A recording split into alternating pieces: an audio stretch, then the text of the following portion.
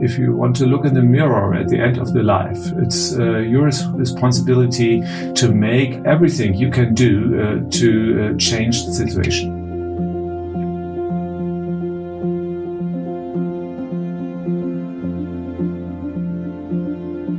Welcome to the Inner Green Deal podcast, the podcast for sustainable, compassionate leadership. You just heard Professor Dr. Volker Quaschning. He's Professor for Renewable Energies at the University of Applied Science in Berlin. Along his scientific work, he has dedicated more than a decade of his time explaining the energy transition towards renewable energies to a broader public on his YouTube channel, on social media, and via his books, as well as presenting on countless summits. Furthermore, he's a founding member of Scientists for Future and was one of the plaintiffs in the case against the German government regarding the protection of the freedom of future generations, which was put in front of the German Supreme Constitutional Court and which is considered a historical ruling. Professor Quaschning will help us to reflect on the question, how do we transition to clean energy within 1 decade? I'm your host, Tom Weimann, and I'm glad that you're with us to discover your inner Green Deal. We started with talking about origins and how Professor Quaschning started out being passionate about sustainability. What was it that had a profound influence on his dedication?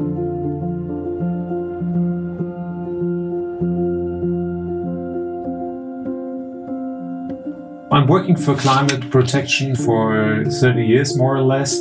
And during the time I've studied electrical engineering, I've seen a report from the German government. So in the 1980s, there have been a commission. The commission looked for climate change and earth protection. And they made a report in the 80s and they said all we know today. So they said we will get problems with refugees, with droughts, with floods. Maybe we get starvation. I was shocked from this report. And that time I said, I have to do all I can do against this development. And so I said, what can I do? I'm an electrical engineer. And so the solution is renewable energy. So I went to the renewable energy sector. I made my study, my master thesis, my PhD. And since that time, I'm working there.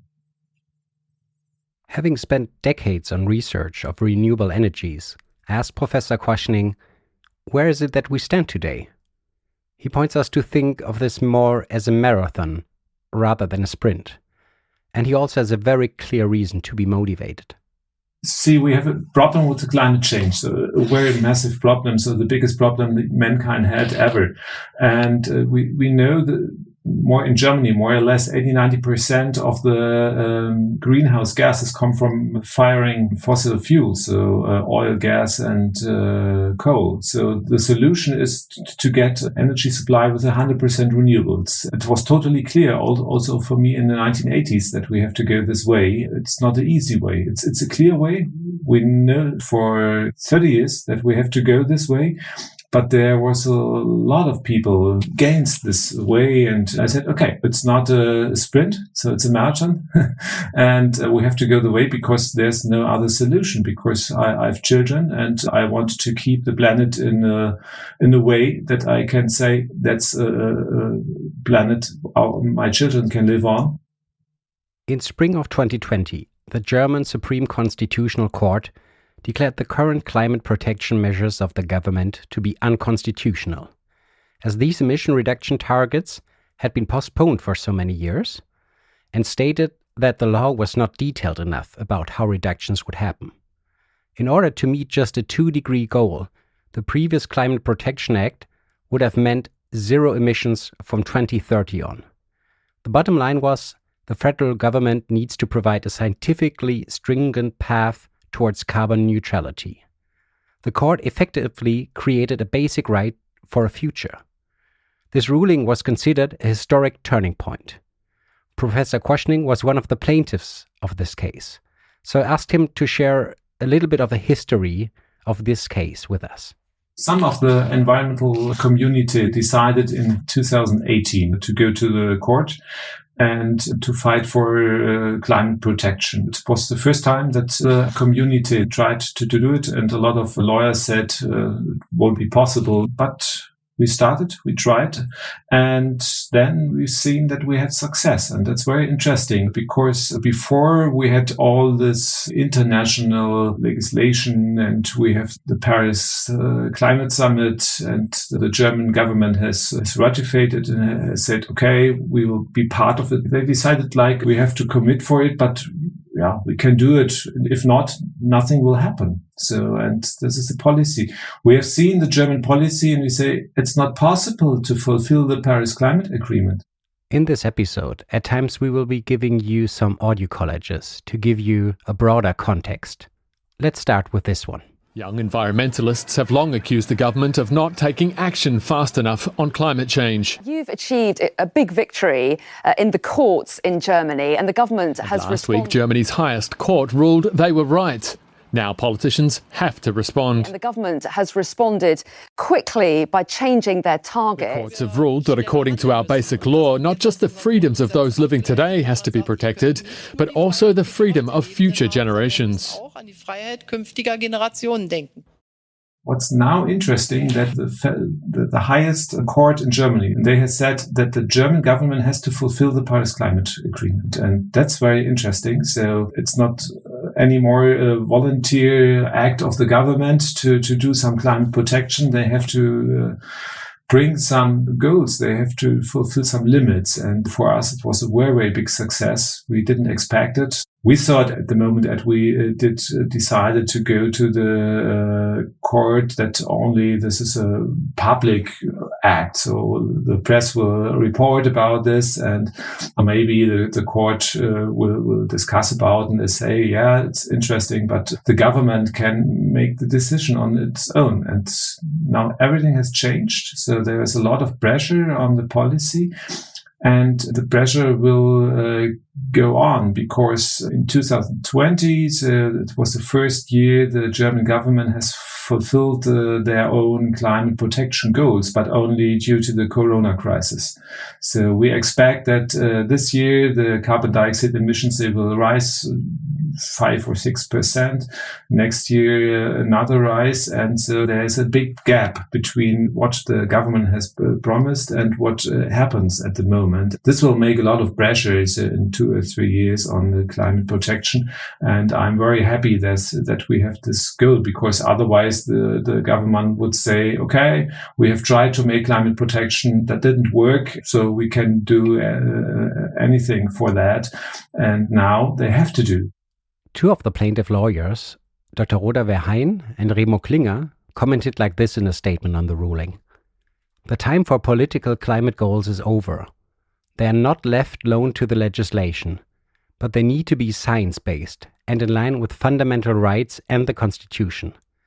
De facto, now we are mandated to act today and not increase the burden of future generations to come by postponing our actions. The German fundamental law has now been interpreted in a way towards intergenerational justice. I asked Professor Quaschning how he feels about this aspect of intergenerational justice. It's my generation that is going to destroy our planet. It's really true. So I'm now 52 years old. As I started to work, climate protection was a subject some people are talking about. As I started to look on climate change, the temperature increase was only 0.6 degrees centigrade. Now we have 1.2, so the double, and it only happened within 30 years. So you see how much happened, how fast it happened, and it's only one generation who did it, and it's our generation. We make the damage, and we are now responsible. So maybe my life expectancy is 30 or 40 years. After that, I will leave the planet. And if we see the reports of the climate scientists, we see the very big efforts that will affect and may destroy the human civilization. That will happen. So maybe at the end of the century. All the people who made the decision, who lived now, who destroyed the planet, they are not anymore at the planet. But our children or grandchildren are there. They are not responsible for that, but they will get all these problems from us. And I think if you want to look in the mirror at the end of the life, it's your responsibility to make everything you can do to change the situation. I was really touched by this clear value of being able to justify your own actions at the end of your life and being able to look into the mirror. In regard of letting your values guide your actions, I asked Professor Quaschning about Scientists for Future. The initiative was founded in spring of 2019 to support Fridays for Future.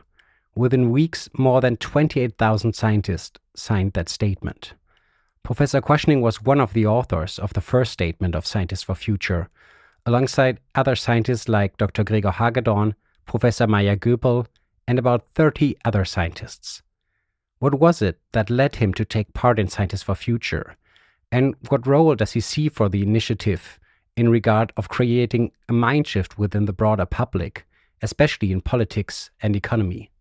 So in 2019, we had the Fridays for Future movement. They started and they went on the street. And we had in Germany an interesting discussion. We didn't discuss about climate change. We discussed children don't go to school and go on street.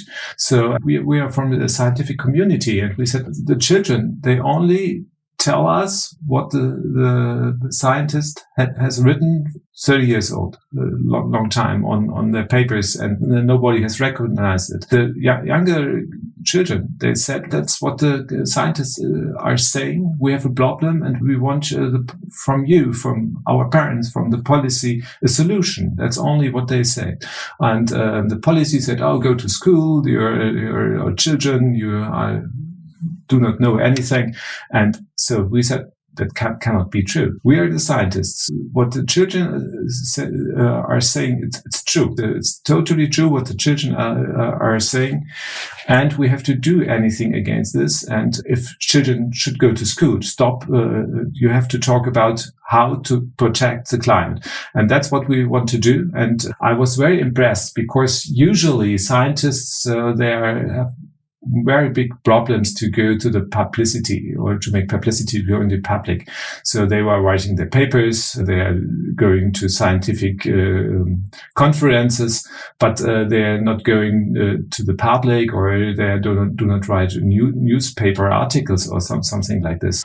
Calling for action against climate change, and they're frustrated at the older generations and, of course, most of all, at those politicians who are currently in power here in Germany. India's capital is one of 1,000 cities where school children planned protests against grown-up inaction on climate change. We must keep going into the streets, and we must keep demanding our leaders to take real climate action. Every week there are also more parents and even some teachers coming out in support now of these students who are leading. In part by Swedish 16-year-old Greta Thunberg.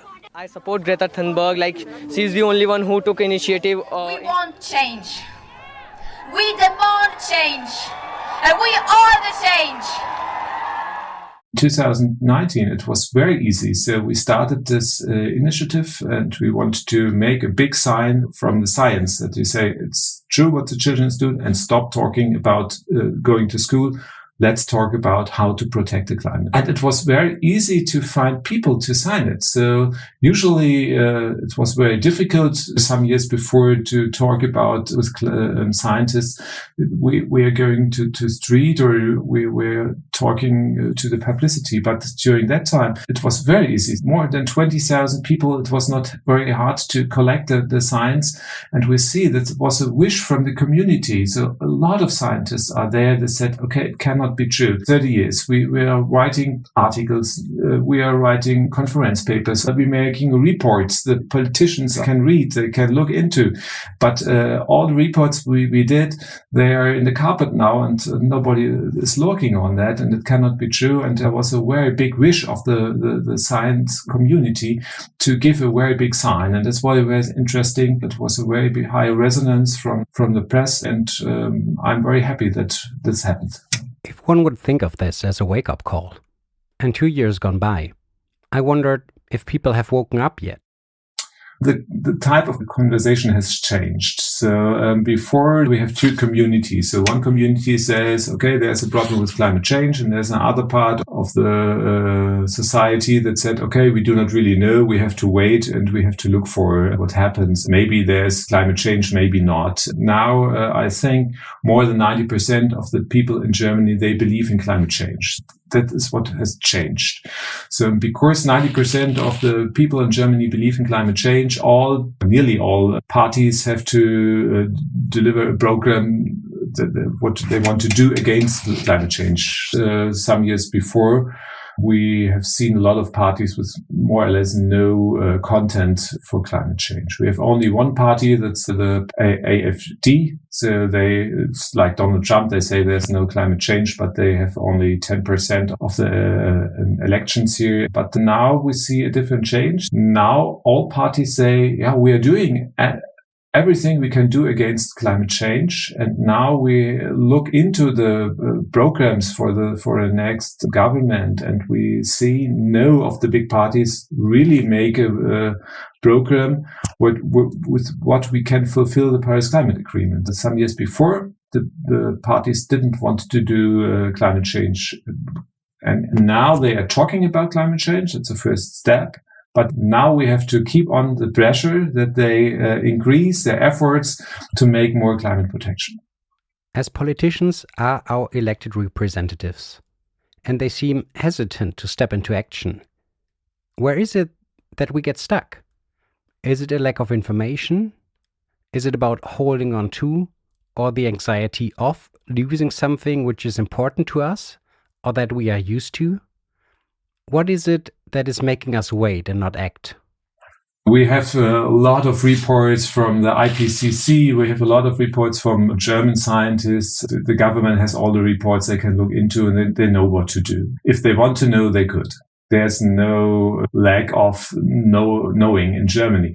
But the action is the problem, because we are a very rich country. People have a good life at the moment. So we have some poor people, but compared to the rest of the world, very few poor people, and all other people are thinking, how can I build a bigger house? Where can I spend my holidays?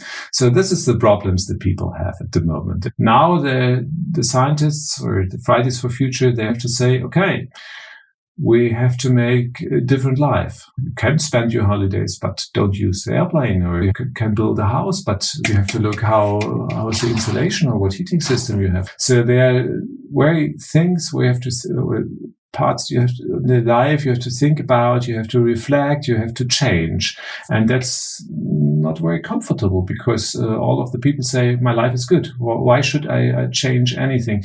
If you have a bad life, it's easy to change your life. But if you have a good life, it's not so easy. And the parties, they have to tell the people the life will not be even worse, but it will be a different life if you want to make climate change protection. That's not very comfortable. It's not a way you can win the elections. We have 15 years left to fulfill the Paris Climate Agreement. So we have to make the changes very fast. It's not very comfortable to do it. And so a lot of people or a lot of parties, they are afraid about that. And they say, okay, maybe we have 4 years left, and the next government after us, they can do it. Often we are looking for solutions on the outside to kind of prevent changing our habits right now. In regard of technologies like nuclear fusion, carbon extraction or storage, it sometimes feels that we do not act because some future technological advancement might save us. So look on inventions, for example, the electric car. The invention has made 100 years ago or something like that.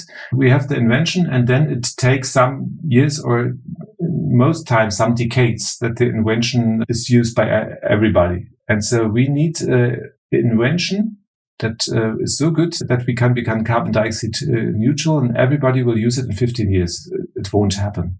So there's no invention I can imagine that can do it. How should it work? It won't work. So if you have no idea how to become carbon dioxide free, okay, it could be a hope. But now we have the technologies. We know the technologies to become carbon dioxide free. We can afford it. It's affordable. And we know the way.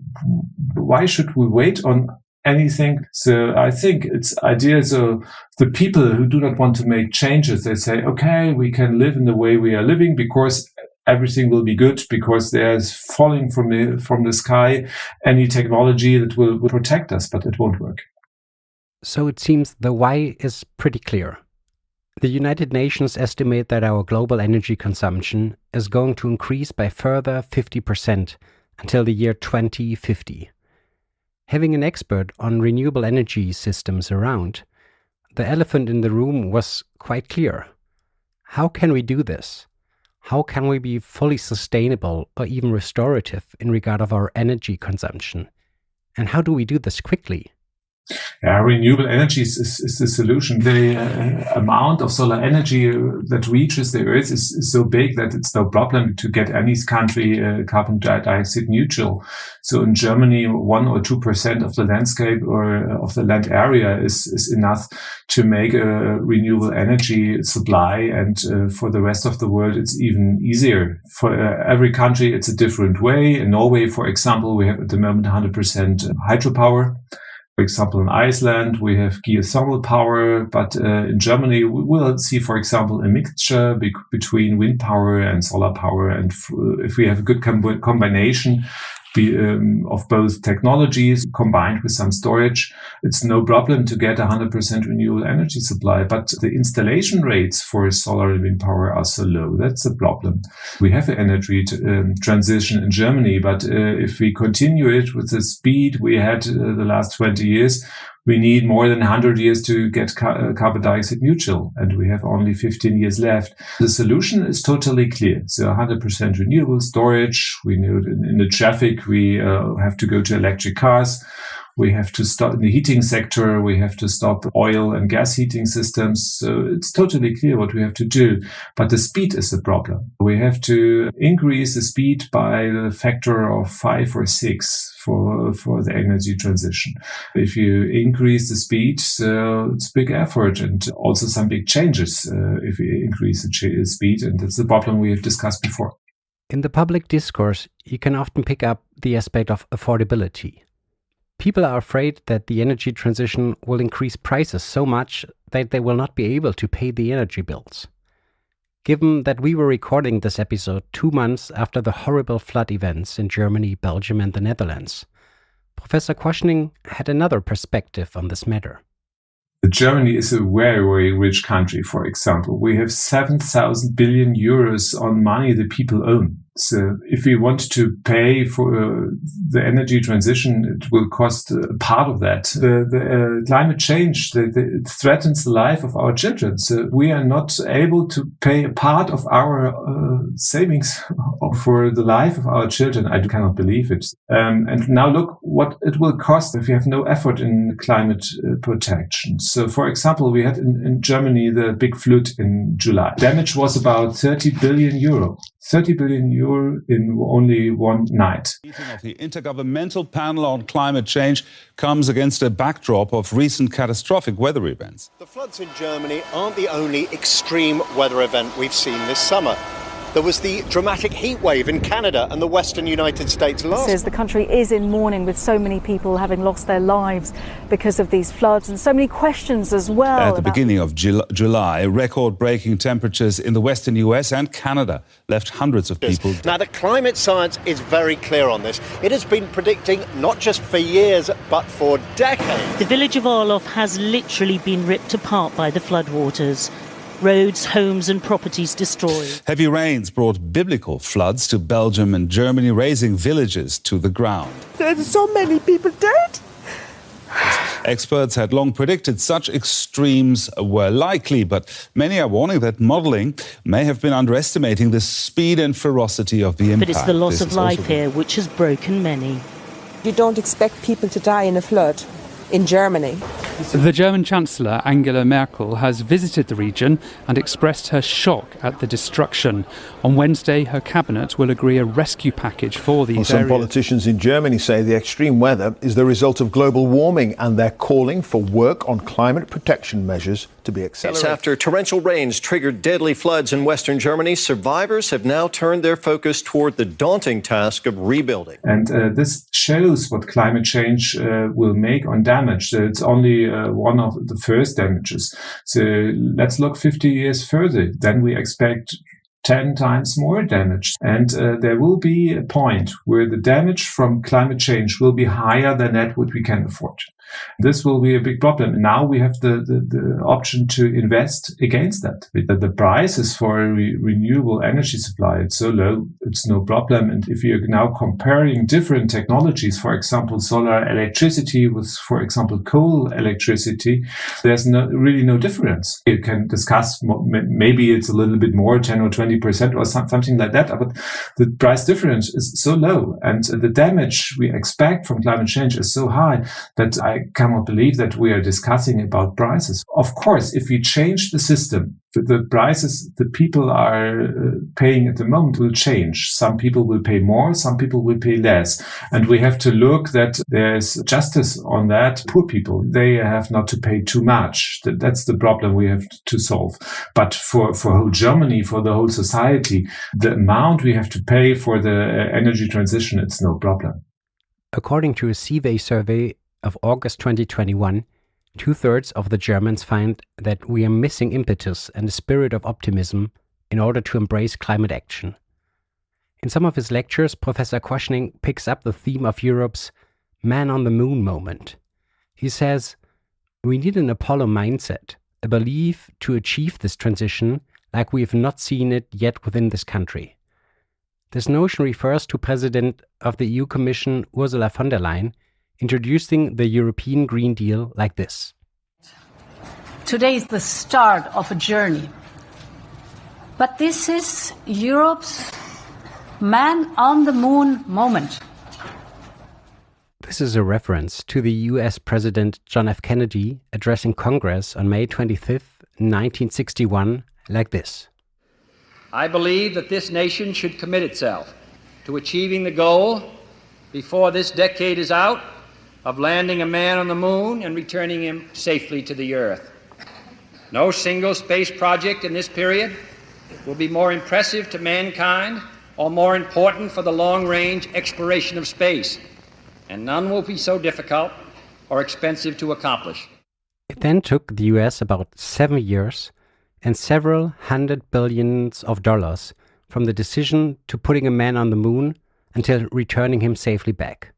So I asked about the importance of having a strong, positive and clear vision, which might enable every citizen to gather around or even get excited about. If you want to make big changes, you have to explain to the people that the life will be better by the energy transition and climate protection. And that's really true. So looking on electric cars, for example, they're more sexy than cars with diesel or a gasoline engine. And in some years, they will be less expensive. They do not make any noise. They have no pollutions. The people don't die by the exhaust of the car. So it's a better life. And if you look to coal power plants, in Germany, we are destroying some houses where people are living because there's coal under it. So we can stop it. So if you look on the big landscape damage from the coal, we can stop it. So in the other case, we have solar installation on the rooftop. It's cheap, it's easy, it's clean, and we have to make a vision. And if you have a good vision that the people believe and say, okay, I believe that my life is good, but it will be even better if we are making energy transition and climate protection, then I think we can convince the people to make a very fast change here. And for that, the vision is very, very important. So how do we deal with this as a whole society? What do we need as this transition to renewable energy will be really fast? I think it's also a problem from democracy, because the democracies can avoid very strong changes in a fast way. So, for example, Donald Trump, he was elected as a president, but the damage he could make was limited. So it's a good point of the democracy. But if you have to do fast changes for protecting the people, so the democracy is also limiting the speed. So that's a problem. For that, I like our democracy, and I hope that it's possible in our system to convince all the people to make the fast changes. And for that, we need very strong leaders. They are talking to people and say what we have to do. And we have to make a vision to see what world is better. And another point, if you're talking about people, if we want to make energy transition, we need a lot of people who, for the transformation, for example, installing a photovoltaic system, you need people for that.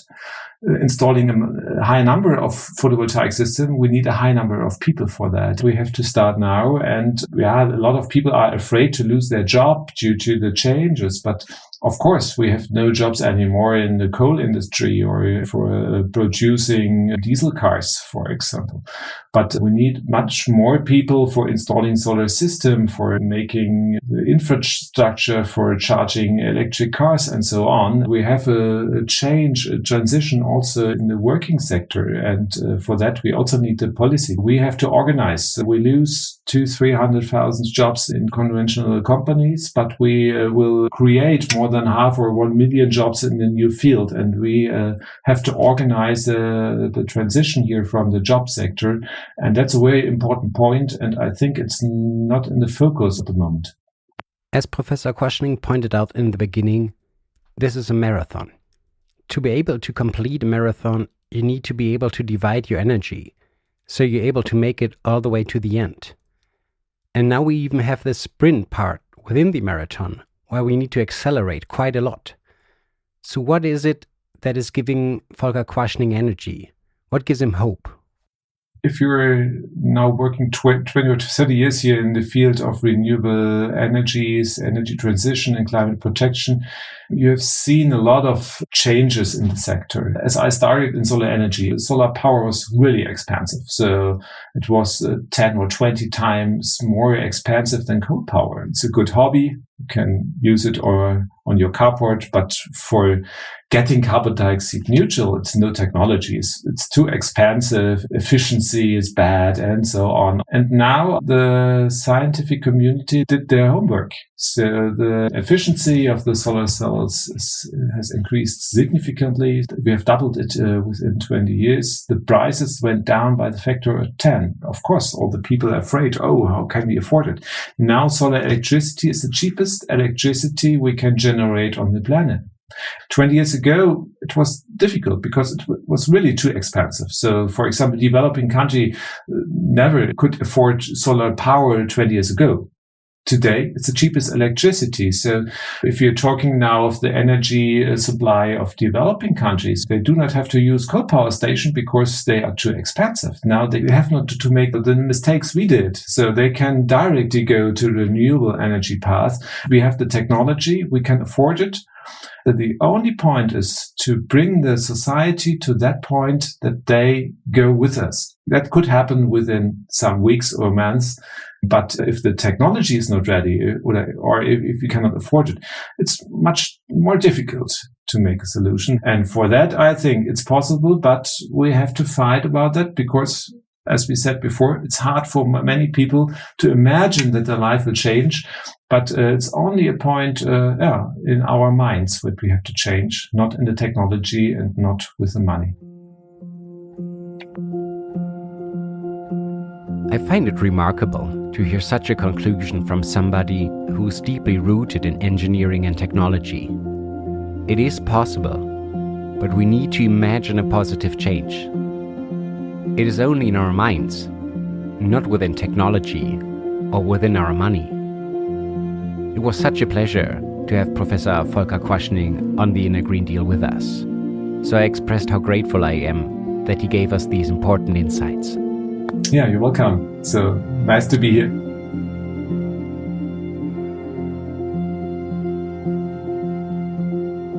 For this week, I invite you to contemplate together with me on the question, what is my responsibility that I can do so I'm able to look into the mirror years from now, knowing that I really took care and acted upon it?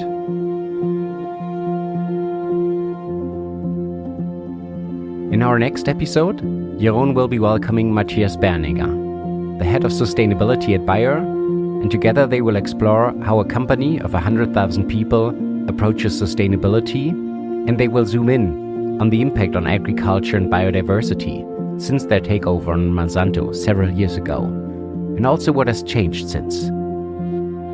If you'd like to start a dialogue or support us, please reach out via the show notes. Thank you for being with us on the journey to an inner Green Deal.